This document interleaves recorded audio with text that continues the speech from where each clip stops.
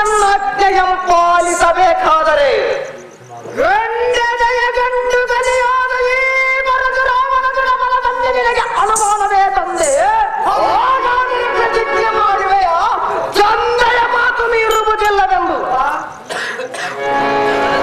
ಓಹೋ ಜನಕ, 33 ಕೋಟಿ ದೇವತೆಗಳ ಸಾಕ್ಷಿಯಾಗಿ, ಸೂರ್ಯ ಚಂದ್ರರ ಸಾಕ್ಷಿಯಾಗಿ, ಅಷ್ಟದಿಕ್ಪಾಲಕರ ಸಾಕ್ಷಿಯಾಗಿ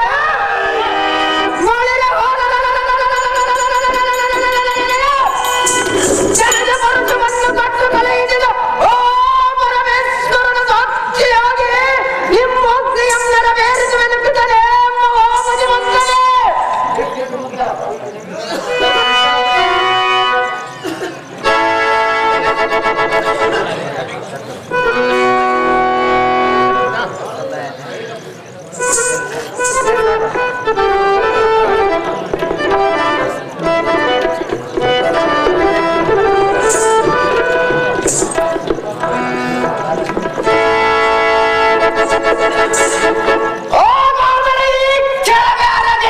ನಿನ್ನ ತಾಯ ಶಿರ.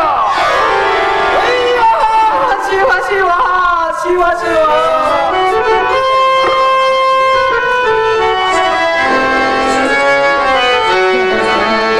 ಹಲೋ, ಏಕೆ ರಾಮ ಮೌನವಾಗಿರುವಿ? ವಚನ ಕೊಡುವ ಮೊದಲು ಆಲೋಚನೆ ಮಾಡಬೇಕಿತ್ತು. ಈಗ ನಿನ್ನ ವಚನವೇನಾಯಿತು? ರಾಮ, ತೋರಿಸು ನಿನ್ನ ಪರಾಕ್ರಮ. ಅಮ್ಮಯ್ಯ, ಅಯ್ಯೋ ಶಿವ ಶಿವ, ಅಯ್ಯೋ ಶಿವ ಶಿವ, ಕೈಲಾಸವಾಸ ಈಶಾ ಪರಮೇಶ. ಇದೆಂತ ದುರಂತದ ಘಟನೆ ಬಂದೊದಗಿತು. ನಾನೆಂತ ಪ್ರತಿಜ್ಞೆಯ ಮಾಡಿದೆ. ಅಮ್ಮಯ್ಯ, ಓಹೋ ಪರಮೇಶ್ವರ, ಹೇ ಗೌರೀವರ, ಅಂದು ನನಗೆ ನೀನು ಒಪ್ಪಿಸಿದ ಪರಶುವು ಇಂದು ನಮ್ಮ ವಂಶದ ಓಹೋ ದೇವ, ನಿನ್ನ ಪರಶುವನ್ನು ಜನ್ನಕರಕ್ಕೆ ಒಪ್ಪಿಸುವಾಗ ಮೊದಲ ಬಲಿಯಾಗಿ ಎತ್ತ ತಾಯಿಯ ಕತ್ತನ್ನು ಕತ್ತರಿಸುವ ಸಮಯ ಬರಬಹುದೆಂದು ಮುಂದಿನ ವಿಚಾರ ತಿಳಿಸದೆ ಮೌನವಾಡೆಯ ತಂದೆ. ಓಹೋ ಮಾತೆ ಭೂದೇವಿಯೇ, ಪಡೆದ ತಾಯಿಯ ಶಿರವನ್ನು ಎತ್ತ ಮಗನೇ ಖಂಡಿಸುವುದು ಎನ್ನಾದ ನಿನ್ನ ಮನಸ್ಸಿಗೆ ಒಪ್ಪಿದೆ.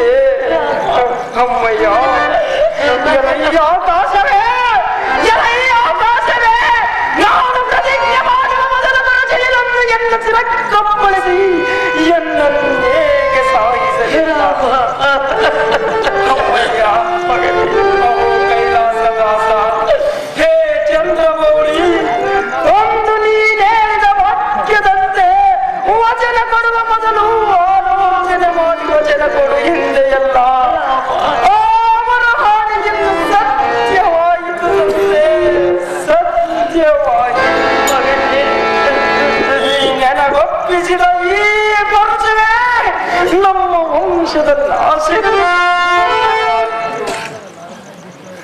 ಹೆತ್ತ ತಾಯಿಯ ಕತ್ತನ್ನು ಪಡೆದ ಮಗನೇ ಖಂಡಿಸುವುದು ನ್ಯಾಯವೇ?